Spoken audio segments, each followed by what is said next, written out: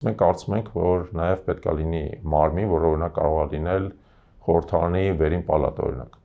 որտեղ նաև սփյուռքը առանձին քվոտայով պետք է ներկայացված լինի։ Ոչ միայն սփյուռքը, բայց սփյուռքը նաև սփյուռքյան կառույցները հիմնական առանձին քվոտայով պետք է ներկայացված լինեն։ Սենատի նման ինչ-որ Սենատի նման ինչ-որ մի հատ կառույց, որում պետք է ներկայացված լինեն եւ հայաստանյան հանրային կարևորագույն հատվածները, հա, ինչպիսին օրինակ բանակը,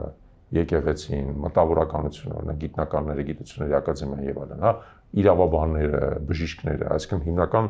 մեծ պրոֆեսիոնալ շերտերը, ինչպես նաև պետք է սփյուռքյան կառույցները ներկայացված լինեն։ Եկեղեցին տարանջատված է պետությունից այս սահմանադրության ինքը ինչպես պետք է ներկա լինի քաղաքական մարմինում։ Դա, տեսեք, եկեղեցին պետությունից տարանջատված է, բայց ցանկացած հոգևորական, ի վերջո նաև քաղաքացիա եւ ընտրական իրավունք ունի, չէ՞, եւ նաև պետության կյանքին Եթե առանձին հոգևորական գուցե իր քաղաքացիական դիրքորոշումից ելնելով, բայց դուք ասում եք եկեղեցին։ Տեսեք, նորից եմ ասում։ Մենք տեսեք, հարց եք բացում, եթե հետաքրքրված եք, այդ հարցը մանրամասն։ Հետաքրքրված եմ, որ բացում։ Մենք կարծում ենք, որ մենք պետք է ունենանք վերին պալատ ազգային ժողովի, որում ներկայացված են հիմնական մտավորական, այսպես ասած,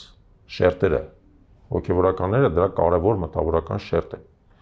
Եկեղեցի իրանց պետք է մտածել, ասենք իրանց ինչպես է պետք տալ այդ համանդրություն պետք է փոխել։ Բնական է, դա համանդրական փոփոխություն է։ Եվ ասել, որ մենք այլևս